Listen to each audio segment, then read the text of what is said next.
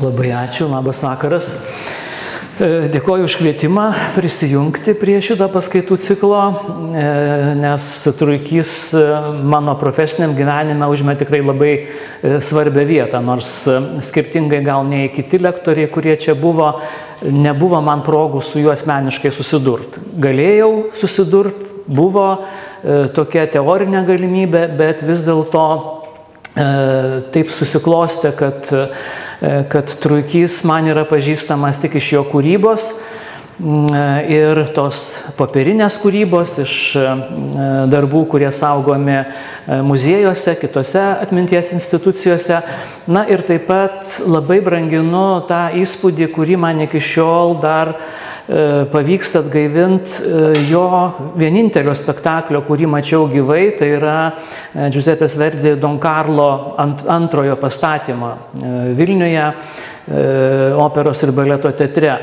Tai pirmiausiai su Truikiu susidūriau kaip žiūrovas būtent tame spektaklyje, o paskiau teko jau kaip dailės istorikui ieškoti daugiau žinių apie šitą menininką ir muziejuose, archyvuose, žinoma, susiduriant su kolegomis, ir labai vertinu savo vyresniųjų kolegų, muzikologo Edmundo Gedgaudo, teatrologės Audronės Girdzijauskaitės prisiminimus ir taip pat dailėtyrininkės Nijolės Tumėnienės liudijimus.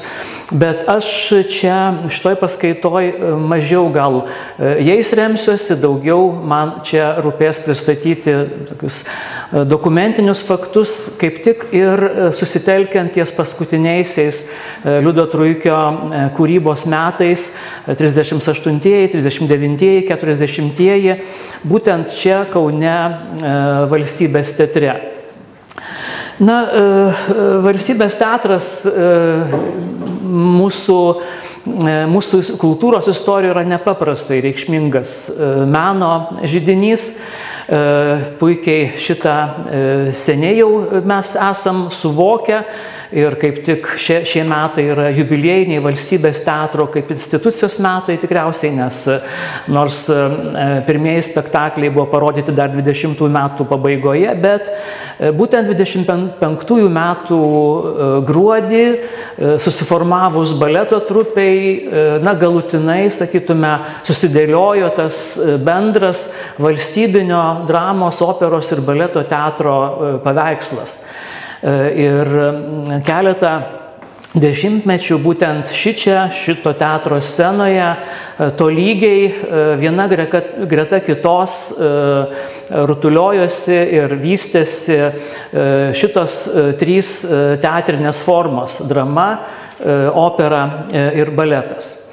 Kaip jūs jau girdėjote ir žinot, Truikys per šitą laikotarpį darbo, Valstybės teatre laikotarpį tikrai nenuobodžiavo ir buvo vertinamas, buvo dažnai kviečiamas dirbti Valstybės teatre, kurti scenografiją, kostiumų projektus, tačiau žinoma, kad nebuvo jis vienintelis. Ir Valstybės teatre vėlgi, žvelgiant jau truputėlį iš laiko perspektyvos, toj scenoj, dabartinio Valstybinio Kauno muzikinio teatro scenoj, savo talentą galėjo parodyti labai daug šito laikotarpio menininkų. Bet Truikio kūryboje ypač tokių atskaitos taškų būtų galima vadinti trijų talismanų scenovaizdį. Scenovaizdis sukurtas antrajai nacionaliniai operai, kaip žinom, pirmoji buvo Jurgio Karnavičiaus Gražina, kuriai scenovaizdžius ir kostiumus sukūrė Adomas Galdikas, na, o Antano Račiūno Trys talismanai buvo antroji nacionalinė opera, na, ir Liudas Truikys sukūrė šitai operai scenovaizdžius, kurie, na, tiesiog labai aiškiai, nedviprasmiškai buvo pavadinti šedevrais. Na, tikrai, matyt, gal šiandien esam atsargesni, tačiau 32 metų, ir kiek čia Truikiui buvo tuo metu, menininką pavadinti, na, jeigu jis kuria šedevrus, tai yra genijus, tikrai yra labai toks didelis, sakytume, pasitikėjimas. Ir Vlado Jakubėno lūpose tas epitetas ypatingai atrodė reikšmingas, nes jei kas esate susipažinę su Vlado Jakubėno kritiniais tekstais, tai tikrai jis šykštėdavo, sakyčiau, pagyrų ir labai taip taikliai ir kritiškai vertindavo tai, ką matydavo scenoje. Tai tikrai čia šitas darbas mūsų kultūros istorijoje gerai žinomas, jo eskizus rasite ir parodoje. Jeigu dar kas nematė, tik labai rekomenduoju, jeigu liks laiko po paskaitos dar užsukti. Na ir žinoma, Trijų talismanų scenovaizdžiai mums yra labai brangus, nes po kurio laiko, kai jie buvo eksponuojami tarptautinėje parodoje Paryžiuje, jie pelnė apdovanojimą, nors tai nebuvo vienintelis apdovanojimas, kurį gavo Lietuvos delegacija, tačiau šitas įvertinimas platesniam kontekste Paryžiuje tikrai irgi atskirai mums dar pasufleruoja, kokio lygio ir kokio reikšmingumo buvo šitas Liudo Truikio kūrinys. Na, kartu su Truikiu tame laikotarpyje dirbo, kaip jau minėjau, daug menininkų, labai skirtingų krypčių, labai skirtingo talento, tuo pačiu tikriausiai galima ir taip sakyti, nes repertuaras dramos, operos, baleto buvo labai įvairus. Buvo ir tokių buitinių dramų, paprastučių komedijų, buvo ir filosofinių veikalų. Na ir tas kontekstas, kuriame Truikys skleidėsi, Truikio talentas skleidėsi, jis net ir kartų atžvilgių yra toks gana įvairus, nes kartu su Truikiu keletą spektaklių, ne kartu su Truikiu, bet tuo pačiu metu, kai dirbo Truikys, keletą spektaklių sukūrė Stepas Žukas, Truikio bendraamžis, nors jo scenovaizdžiams tikrai stinga to tokio filosofinio gilumo, kokį mes matom Truikio spektakliuose. Taip pat čia ekrane, manau, kad skaito, tai yra Kazio Binkio Atžalynas, vienas iš kelių Stepo Žuko dekoruotų spektaklių. Taip pat šiame laikotarpį dar kelis tokius didelius ryškius darbus sukūrė Mstislavas Dobužinskis, visiškai kitos kartos menininkas, su Kaunu labai stipriai susijęs. Ir Valstybės teatras buvo labai dosnus Mstislavui Dobužinskui ir užsakymais, ir tom galimybėm, ir jis nekartą yra sakęs, kad dirbdamas Kaune jis jautėsi tikras menininkas, nes turėjo prabangą negalvoti apie pinigus, o tiesiog įgyvendinti savo sumanymus. Na ir šitas spektaklis, kurį dabar matote ekrane, irgi yra nepaprastai įdomus ir vertas, ko gero, ir atskiros paskaitos, nes jame Kauno scenoje, Valstybės teatro scenoje didžiulių tokių epiškų užmojų iškilo senojo Egipto kultūra. Tai yra Nikolajaus Čerepnino baletas Piramidės paslaptis, labai sudėtingo siužeto, kuriam Dobužinskis sukūrė keletą scenovaizdžių ir keliasdešimt kostiumų, ir jie priartina ir šiandien mus prie tos paslaptingos, mįslingos Egipto kultūros, nors savo formą spektaklis tikrai jau buvo toks konservatyvus ir ko gero jau ir nebeturėjo tokie dideli fejeriški spektakliai su sapno scenom perspektyvų teatro, šiuolaikinio, tuometinio teatro scenoje. Bet žiūrėdami į šituos scenovaizdžius, matydami jų kompozicinės struktūras, tikrai galim prisiminti ir Truikio darbams būdingą tą muzikalumą, kuris ypatingai išryškėjo jau paskutiniaisiais jo darbo Valstybės teatre metais, ieškant vizualinių formų ir garsinių formų dermės, paralelių, sąskambių.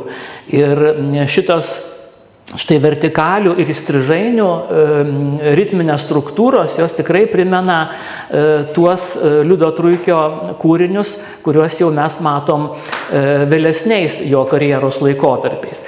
Ir nors Truikys nebuvo tiesioginis Mstislavo Dobužinskio mokinys, tačiau yra ne kartą išsakę savo susižavėjimą šito meistru ir palikęs labai vertingų prisiminimų apie paties Dobužinskio manierą.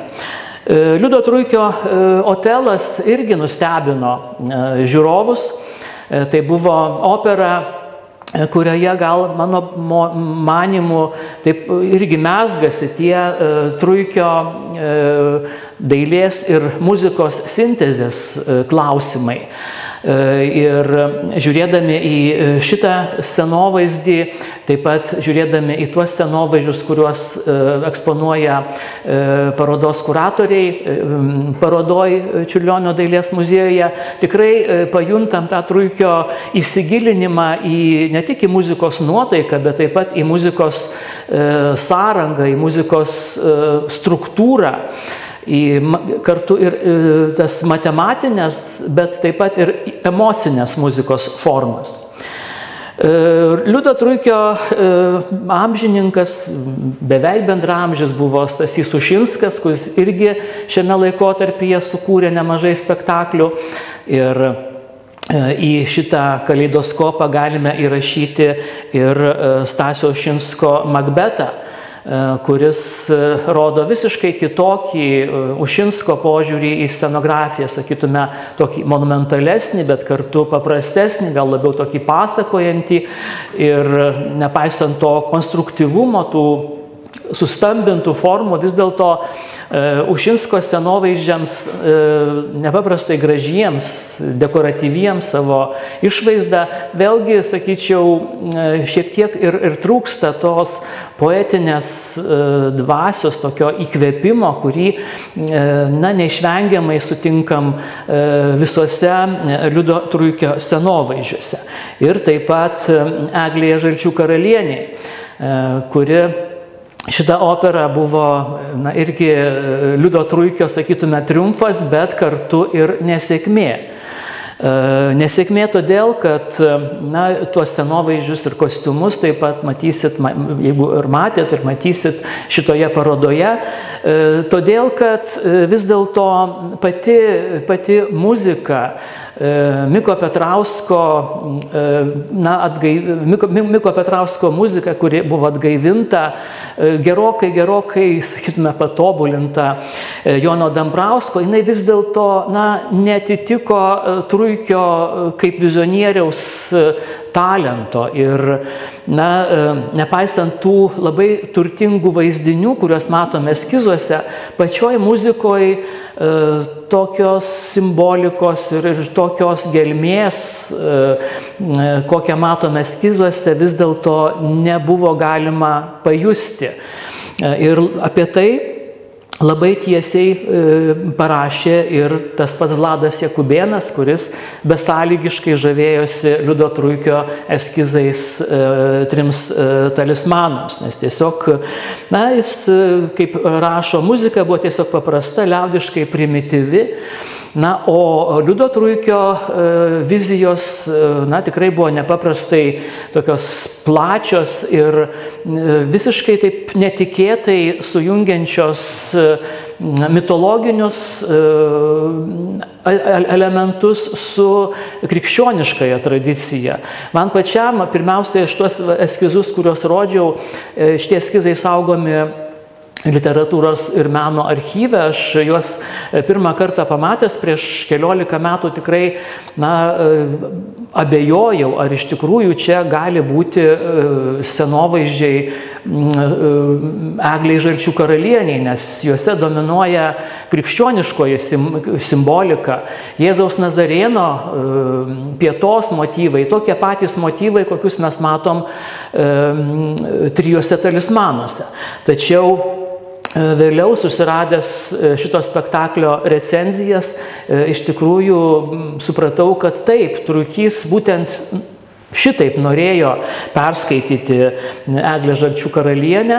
Na ir tas jo noras, talento, tokia sakytume, ambicija vis dėlto spektakliui ko gero ir pakenkė, nes spektaklis nebuvo rodomas ilgai ir skirtingai nei kitų šito laikotarpio spektaklių mes beveik neturim jo nuotraukų, nes šiaip Valstybės teatras buvo labai taip rūpestingai užsibrėžęs dokumentuoti savo pastatymus ir beveik visų spektaklių scenos yra nufotografuotos ir saugomos įvairiuose muziejuose ir Kauno miesto muziejuje, taip pat Lietuvos teatro, muzikos ir kino muziejuje, literatūros ir meno archyve. Tikrai galima aptikti tą idėjos ir jos rezultato tokį dvigubą vizualinį dokumentą, bet Eglės Žalčių karalienės tokių dokumentų bent jau aš kol kas nesusidūriau, kad būtų išlikę. Tai tikrai tas stebina toji jungtis krikščioniškų ir pagoniškų vaizdinių ir labai parodoje irgi vaizdžiai parodyta šita jungtis per Žilvino kostiumą, kuris sukurtas tiesiog, parafrazuojant Jėzaus Nazariečio įvaizdžių. Ir greta eskizų rinkinio yra eksponuojama ir Jėzaus Nazariečio skulptūra, kur tie motyvai, drabužio, aksesuarų motyvai labai aiškiai parodo, iš kur tas Žilvino vaizdinys yra suformuotas. Toliau judant šiek tiek į priekį, vėl spektakliai keičia spektaklius, labai repertuaras intensyvus, nes viena scena dalinasi visi menininkai ir dramos artistai, operos solistai ir baleto artistai. Tai čia irgi Mstislavo Dobužinskio scenovaizdžio ir spektaklio nuotraukos dvigubas vaizdas kaip tik ir rodo, ką minėjau, kad daugelis spektaklių štai gali būti mūsų ir šiandien įvertinti kaip toks įdomus idėjos įgyvendinimo kelias nuo sumanymo iki to, kaip tas sumanymas galiausiai atrodo scenoje. Ir dar šalia šitų menininkų, šalia Žuko, šalia Mstislavo Dobužinskio, šalia Ušinsko dar galima būtų paminėti ir kitus jaunesnius menininkus, kurie čia irgi debiutuoja scenoje. Ir tarp jų įdomių scenovaizdžių yra sukūręs Telesforas Kulakauskas. Ir čia tokios irgi komedijos, paprasto veikalo, be jokių tokių didesnių filosofinių ambicijų, geras biznis scenovaizdžiai. Jie buvo žiūrovų pamatyti tokiu metu, kuris tikrai jau signalizavo, kad tai, kas vyksta teatre ir kas vyksta aplink teatrą pasaulyje, iš tikrųjų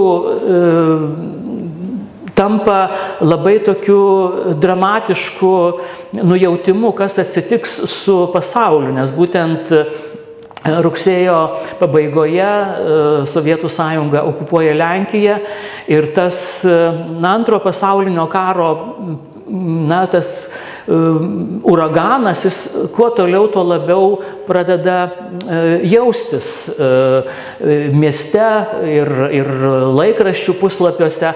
O teatre, sakytume, tai lyg ir kažkaip natūraliai ir neatsispindi. Teatras tampa tam tikra priebėga nuo tų negandų, nuo tos įtampos, kurią kiekvieną rytą atsivertę Lietuvos aidą, Lietuvos žinias arba 20 amžių jautė kauniečiai ir visi Lietuvos gyventojai. Dar šitą kontekstą norėčiau papildyti dar vieną pavardę, nes pernai taip pat minėjome jo šimtmetį, tai yra tapytojas Antanas Gudaitis, kuris taip pat gavo užsakymų Valstybės teatre, ir jo scenovaizdis Marko milijonams irgi yra labai įdomus ir savaip pratęsia Stasio Ušinsko tradiciją. Ir čia irgi išlikusios nuotraukos rodo Gudaičio talentą, kuris teatre nebeturėjo galimybių išsiskleisti jau po sovietų okupacijos. Tie keli spektakliai įdomus, turtingi savo vaizdiniais, jie buvo vieninteliai Gudaičio karjeroje. Tai irgi jau galima irgi galvoti apie tą žalą, kurią mūsų kultūrai padarė Antrasis pasaulinis karas ir viena paskui kitą sekusios okupacijos. Na, vienintelis toks, sakytume, prošvaistis, kuris praskaidrino Lietuvos kasdienybę, buvo Vilniaus grąžinimas. Bet vėl šiandien irgi dažnai galvojam apie tą kainą, kurią Lietuva sumokėjo už tas Lietuvos ir Sovietų Sąjungos derybų protokoluose įrašytas eilutes apie Vilniaus grįžimą į Lietuvos sudėtį. Na ir dar vienas Truikio spektaklis, kurį irgi pasižadėjau trumpai pakomentuoti jo anotacijoje, irgi yra savai paskutinis Truikio dramos kūrinys. Nes, na, kaip žinot, pradėjęs būtent dramos spektakliais, tai yra ir Goci, dar Šiauliuose, Princesė Turandot, vėliau Vaičiūnas, Alantas, Valstybės teatre, Truikys antrajam savo kūrybos etape visiškai nusigręžė nuo dramos ir gilinosi tik tai į operos scenovaizdžius. Ir Sofoklio Oidipas kolone tapo paskutinysis dramos spektaklis, kuriam scenografiją, kostiumus sukūrė Liudas Truikys. Jis irgi vyko tokiam gana nerimastingam fone, nes Sovietų Sąjunga Sovietų Sąjunga įvedė savo kariuomenę į Suomiją, prasidėjo karo veiksmai Suomijoje, tai irgi tokia įtampa labai akivaizdi juntama to laikotarpio spaudoj. Na, o Oidipo kolone drama ir tragedija vyksta visai kitur, prieš tūkstančius metų telkėsi žmogaus ir likimo lemties konfliktuose ir neišvengiamume. Tai vėl matyt, šitas spektaklis irgi nelabai turėjo perspektyvų tos naujos istorinės situacijos kontekste, nors kaip scenografinis kūrinys, kaip matot iš eskizo kairėje pusėje, tai irgi darbas tarytum nutiesiantis kelią į tolesnius Liudo Truikio ieškojimus, į tą savotišką asketiškumą, į tokio minimalizmo siekį ir kartu tam tikrą įsipareigojimą teatro spektakliui suteikti spalvų, suteikti tokio dekoratyvinio puošnumo. Šito spektaklio tas politinis fonas, jis iš tikrųjų matyt paveikė, kad nedaug yra jo recenzijų, tos recenzijos labai tokios, sakytume, tokios daugiau skirtos aktorių vaidmenims ir jos neilgos. Ir vienintelis Jonas Kardelis čia užsimena apie Liudą Truikį ir mini, kad tas vaizdas, kurį Truikys pasiūlė Oidipui kolone, yra skoningas, stilingas, puikus, bet vis dėlto spektaklis, nors buvo parodytas keletą kartų, jis repertuare neįsitvirtino. Na ir taip pat vienas iš tokių įdomesnių šito laikotarpio įvykių yra Jurgio Karnavičiaus operos Gražina atnaujinimas. tą atnaujinimą inicijavo galbūt ir pats kompozitorius, redagavęs partitūrą, na taip pat ir Adomas Galdikas, kuris tuos savo scenovaizdžius sukurtus anksčiau, jis papildė tokia įspūdinga uždanga, kurią matote ekrane, tos uždangos eskizą ir uždangos variantą jau su visų koloristiniu sprendimu. Ir šitas spektaklis buvo parodytas vasario 16 dieną 40 metų vasario 16 dieną ir tai buvo paskutinysis spektaklis skirtas būtent šitai Lietuvos nepriklausomybės šventei.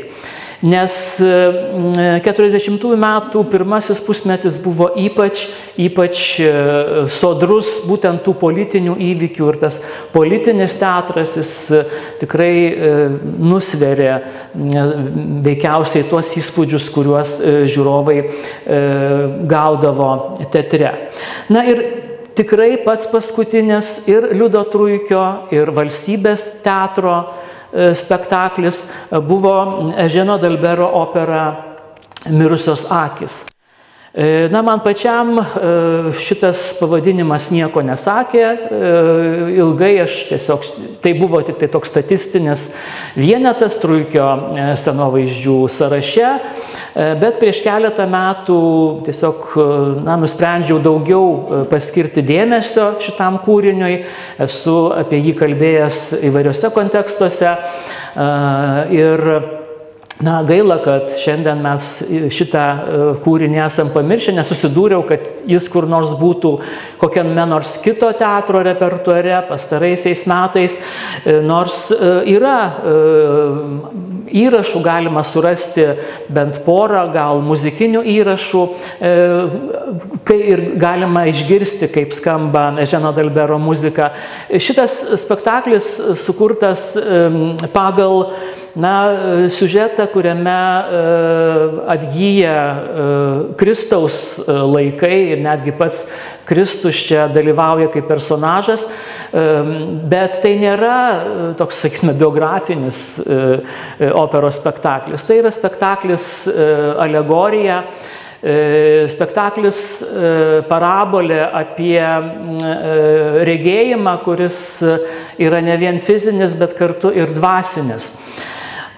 Šito spektaklio motyvai atgyja taip pat ir nebyliajame kine. Galime paminėti filmą Mirusios akys, 17 metais sukurta, tai yra nebylus Vokietijoje sukurtas filmas, kuriame vaidina garsioji Pola Negri. Iki šiol nepavyko to filmo surasti, tikrai būtų labai smalsu jį pažiūrėti ir paklausyti, kokia muzika skamba šitame filme, parašyta, kad Eženo Dalbero, bet kol tikrai neišgirdom, tai tikrai būtų sunku ką ir paminėti. Šitą spektaklį į Valstybės teatro repertuarą nuspręsta įtraukti dar 40 metų pradžioje. Buvo visokiausių kliūčių, gaunant partitūrą, derantis dėl autorinių teisių. Paaiškinti, kodėl tas spektaklis sudomino direkciją galima galbūt tuo, kad Eženas Dalberas, jis jau buvo žinomas Valstybės teatre, buvo pastatyta jo opera Pakalnė arba Slėnis. Irgi toks labai, man jaunystėje įstrigęs kūrinys, nes šitą operą buvo pastatęs Kauno valstybinis muzikinis teatras. Ta operą režisavo režisierius Jonas Vaitkus, o scenografiją sukūrė Vytautas Kalinauskas. Galbūt dar kas prisimena šitų menininkų reikšmingumą mūsų kūrybai, tai aš labai man ir įstrigęs yra tas nekonvencinis, nepasakojantis operos spektaklis. Tuo tarpu, kaip matot iš nuotraukos, Valstybės teatre pirmoji premjera jinai buvo gana tokia kukli ir per daug nesistengta kažkokių tai ypatingų meninių vaizdų čia sukurti.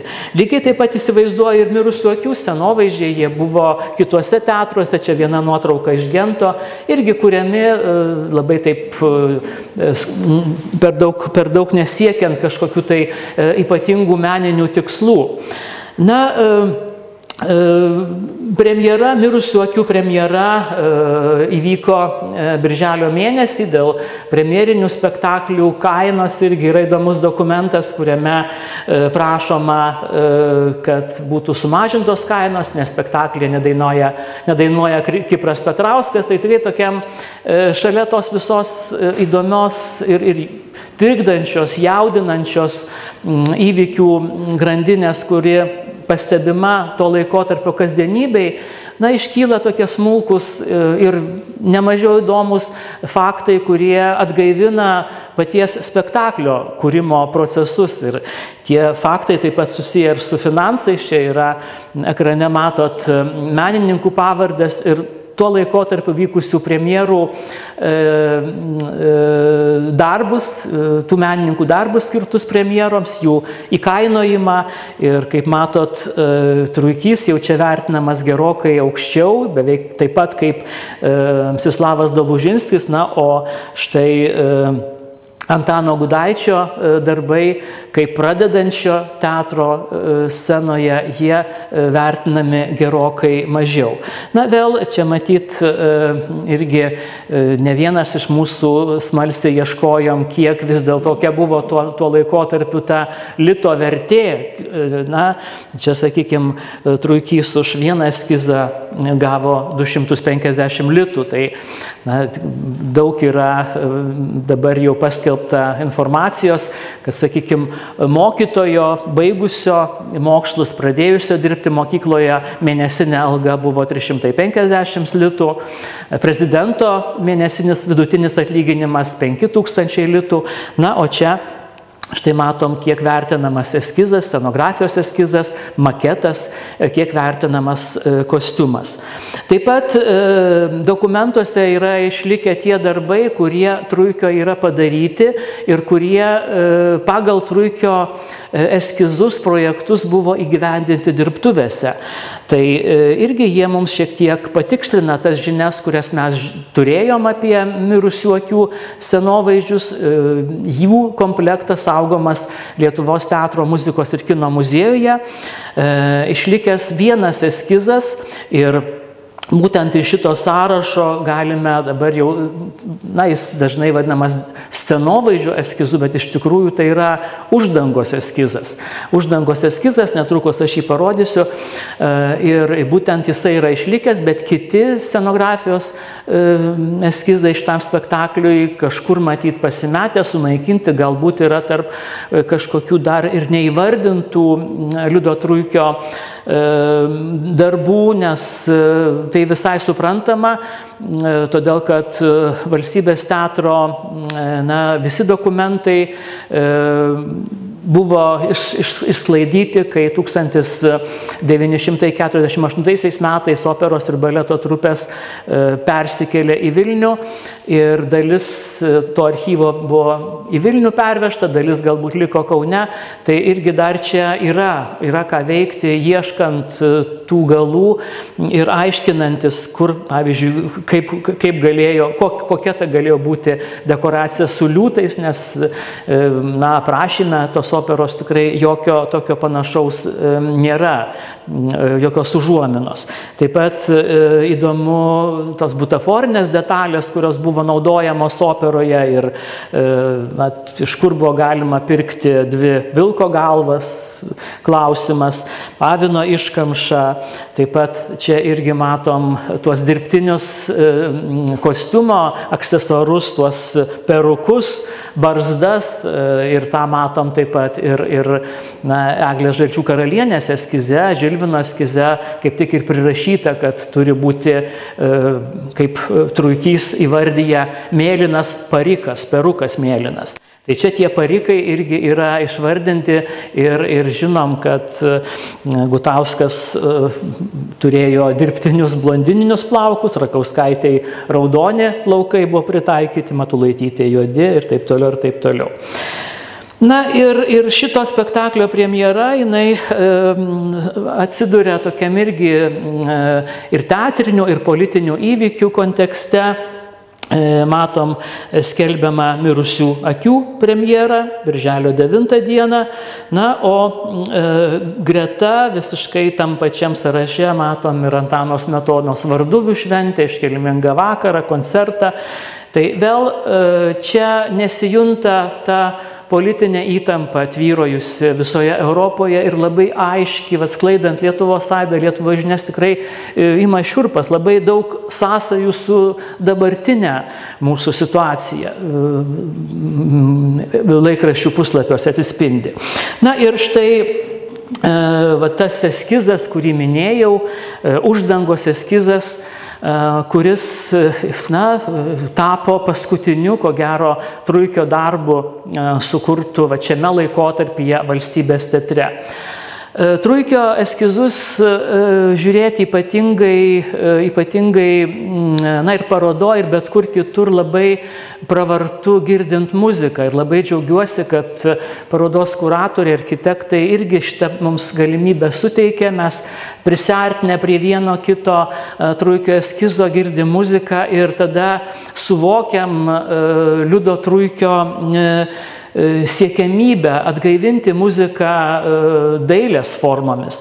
Ir todėl norėčiau bent kelias minutės paskirti štai Mirusių akių uvertiūrai, kuri tikėtina skambėjo šitos uždangos fone.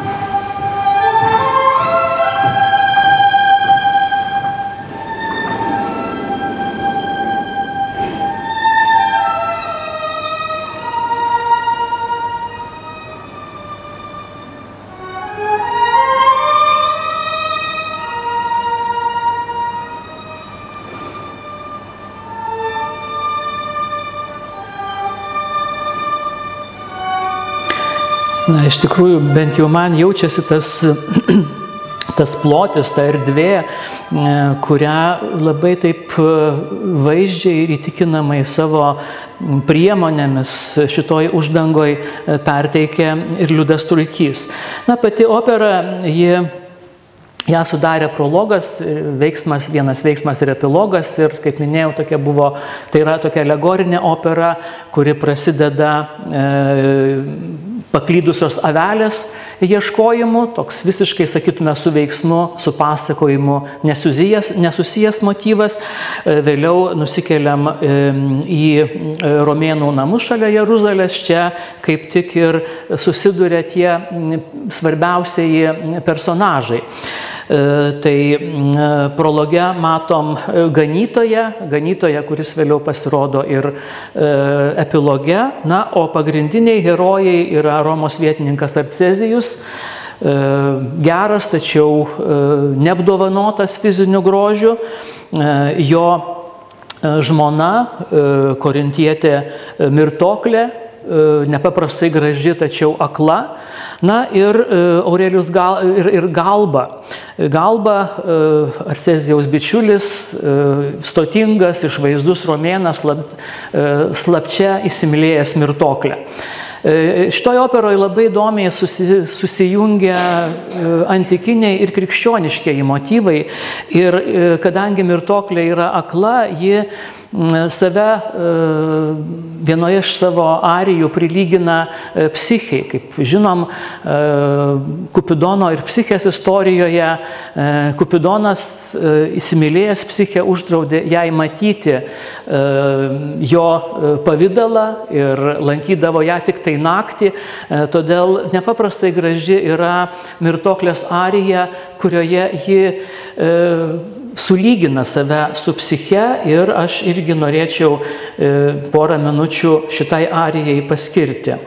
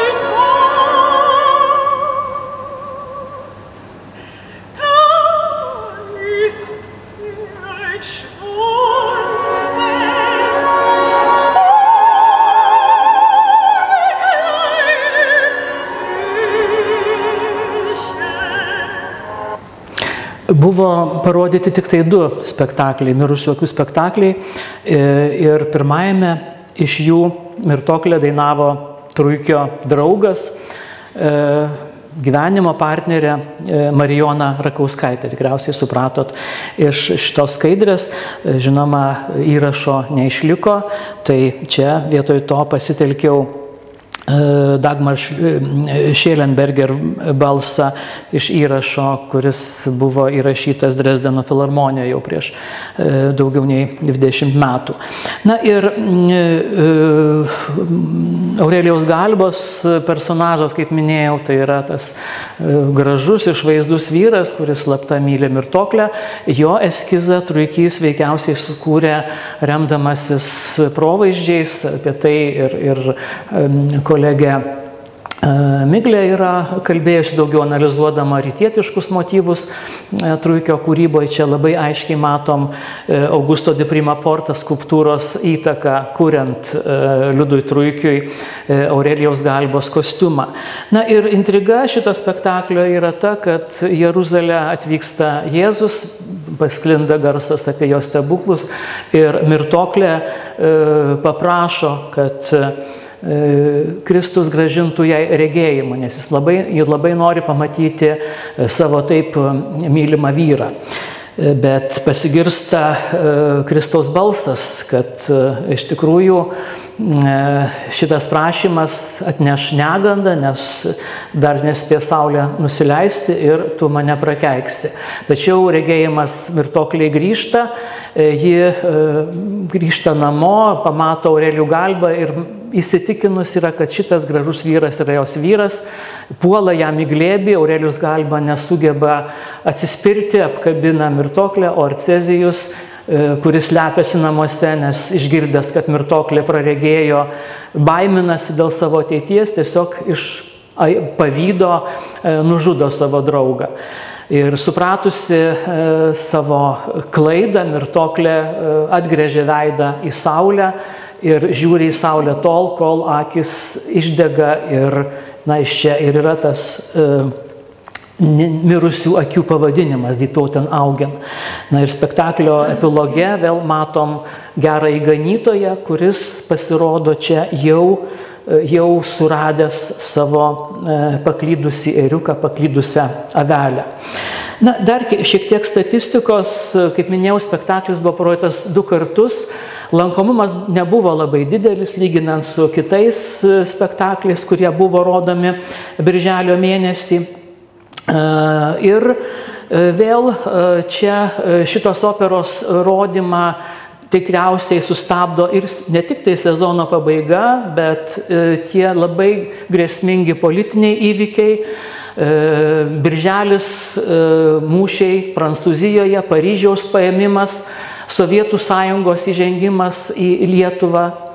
Na ir prezidento Antano Smetonos išvykimas iš Lietuvos, visą tai keičia vienas pranešimas kitas spaudos puslapiuose ir atrodo, kad mirusioms akims reflektuoti irgi visiškai nebeliks laiko, tačiau yra keletas pastabų apie šitą spektaklį, vėlgi nurodant, kad jis, kažin ar sulauks tinkamo publikos dėmesio, pernelyg abstraktus, pernelyg siauras jo turinys, statiškas pastatymas, režisierius buvo Stasys Dautartas.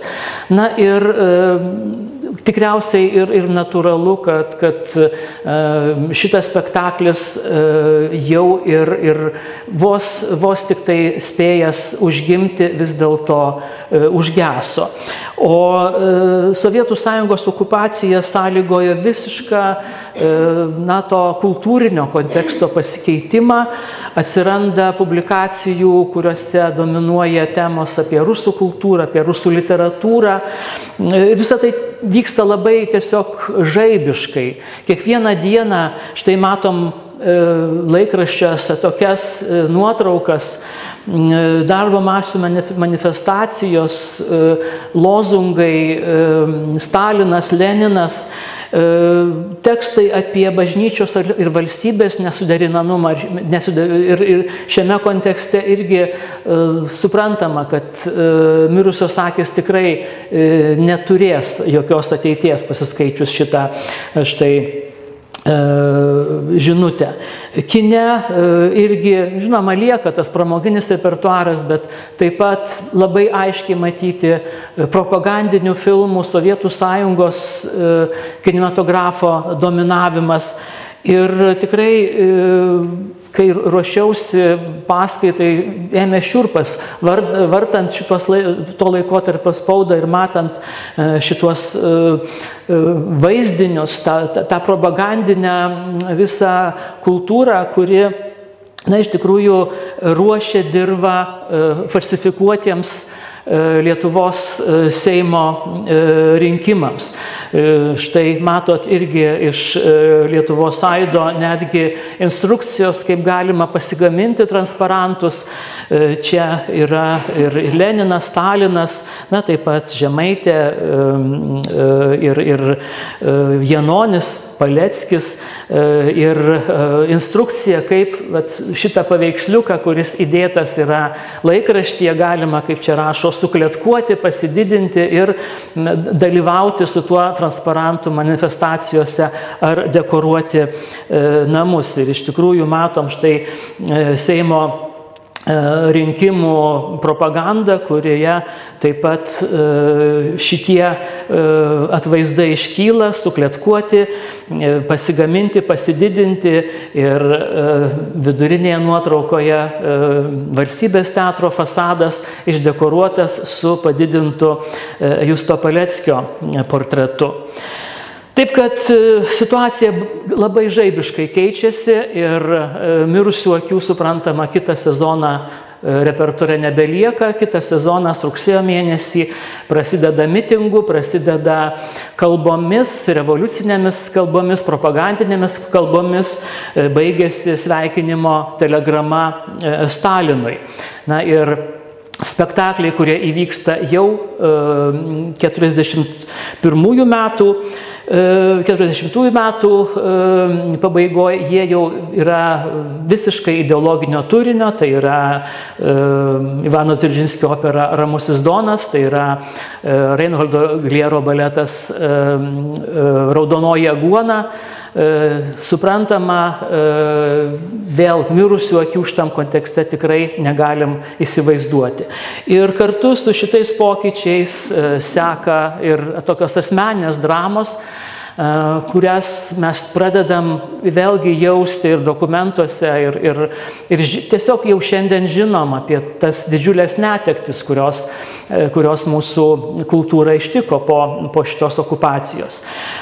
Čia labai paradoksaliai nuskamba padėka teatro darbuotojams už darbą, kai buvo jie įpareigoti vieną paskui kitą parengti Ramiojo Dono ir Raudonosios aguonos premjeras. Ir čia šitam sąraše įrašyta ir kostiumų dailininkė Natalija Bičiūnienė, kuri, nepaprastai dramatiška skaityti šitą jau 41 metų, birželio 14 dienos įrašą operos dieninę, kai iš teatro šeimos į tolimą kelionę išvežė choro artistę Grebliauskienę Kazlauskaitę Eleną su šeima ir dailininkę Bičiūnienę Skaudu. Tai štai tas kontekstas, jis iš tikrųjų šiurpa varo, o vėlgi visiškai toks sutapimas, bet birželio 14 dieną, 41 metais, kai prasidėjo trėmimai, buvo rodomas Liudo Truikio Otelas. O pats Truikys, galima sakyti, nutolo net nuo teatro, buvo išstumtas nuo teatro ir per visą tą laiką, kaip puikiai žinom, buvo tiesiog priverstas gyventi tam savo susikurtam alegorijų pasaulyje, bet savęs neišduoti, jo kūryba susitelkė į kitas formas, į peizažus ir galimybė jam vėl prabilt kaip teatro dailininkui atsirado tik tai po 19 metų, kai jau Vilniuje įvyko pirmoji antrojo Truikio etapo premjera Giuseppės Verdi Don Carlas. Ir šitą spektaklį, kurį dabar matote ekrane, šitą scenovaizdį, kuris užima ypatingą vietą parodoje, antrasis Don Carlas, tai kaip jau minėjau, nuo jo ir prasidėjo mano asmeninis ryšys su Truikiu kaip menininku, su Truikiu kaip teatro filosofu. Ir per šitos kelis fragmentus nuo mirusių akių pirmojo Don Carlo ir antrojo Don Carlo keliauja tas Truikio kūrybos gilumas, Truikio kūrybos simboliškumas ir jo kaip menininko įsitikinimas tais dalykais, kuriuos jis beje deklaravo ir savo spektaklyje Trys talismanai, kad tie 3 talismanai yra meilė, tiesa ir grožis. Ir šiandien, nepaisant to, kad Truikys tikrai keletą dešimtmečių skurdo, vargo ir išgyveno tikrai nepaprastus tos tokius vienatvės, izoliacijos laikotarpius, vis dėlto jo kūrybą vertinam ir turim galimybės dar ir dar kartą prie jos prisiliest. Ir šita paroda iš tikrųjų yra labai toks gražus ir prasmingas gestas Liudą Truikį, mums primenant tiems, nuo kurių šitie laikai jau yra gerokai nutolę. Labai ačiū už dėmesį.